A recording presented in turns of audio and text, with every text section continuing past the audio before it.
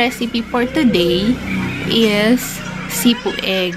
Ang ingredients ng sipu egg ay mixed vegetables, ham, margarine or butter, at yung itlog pugo. Babalatan pa. Siyempre, hindi maaalis yung ating sibuyas at saka bawang. Ang mixed vegetables ay mabibili sa palengke o kaya sa mga sa mall, sa supermarket. Itong isang mangkok ng mixed vegetables ay half kilo. Bali, meron akong dalawa dito, dalawang balot, half kilo. So, dalawa siya, meron tayong 1 kilo. Ito siya, tig 57 pesos. 1 kilo ay 114 lang. Bago tayo mag-start magluto, akin munang babalatan yung mga itlog pugo. Marami-rami ito.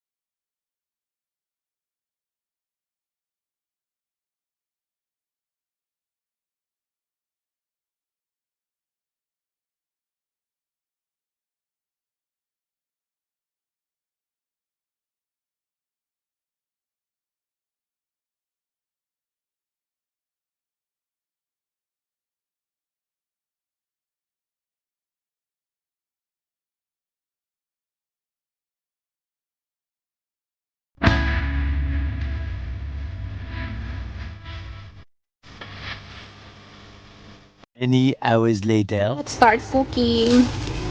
Butter or margarine.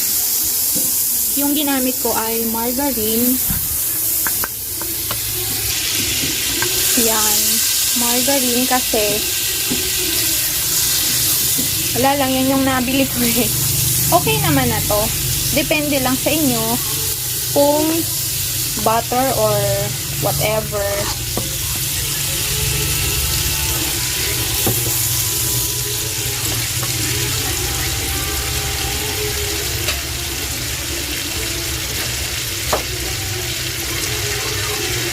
At saka yung ating sibuyas, bawang, at saka yung ating ham.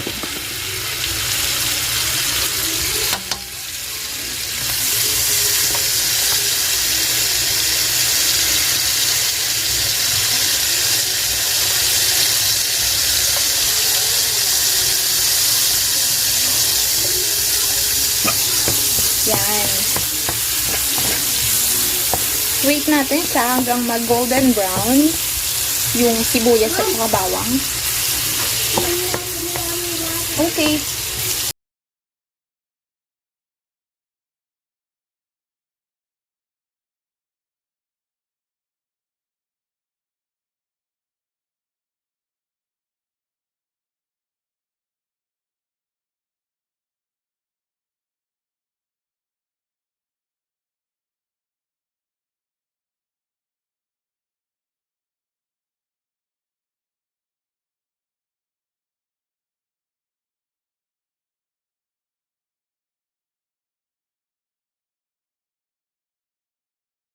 marami yung ating ham. Yan.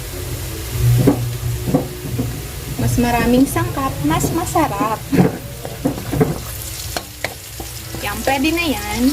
Next natin ilalagay itong ating ham.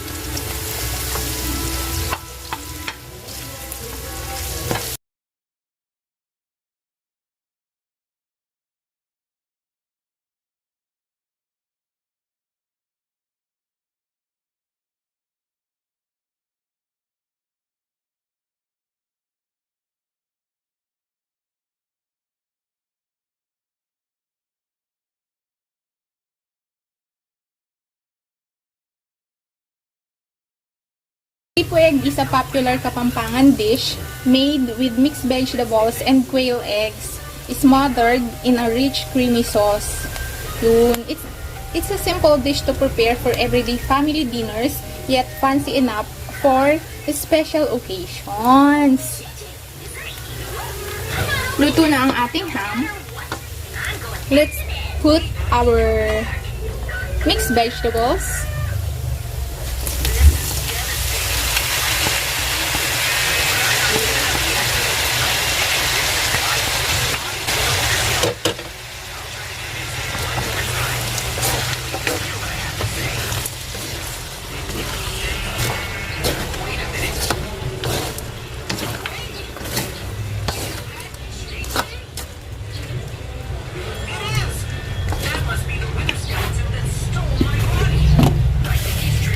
Lagyan natin ng asin.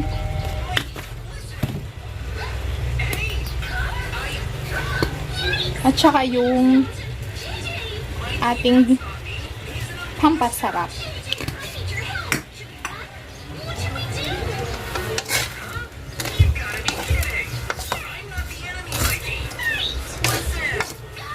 Lutuin lang natin yung ating mixed vegetables. Tsaka natin ilagay yung ating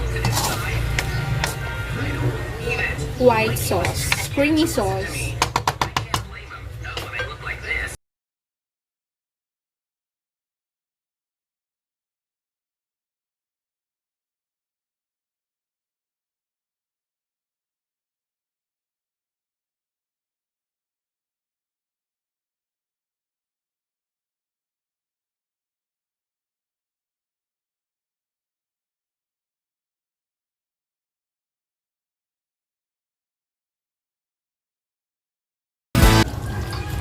Yan, okay na siya. Wag lang masyadong lutuin yung cream kasi para siyang ano na nun, para na siyang evap milk. Lagay na natin yung ating quail egg.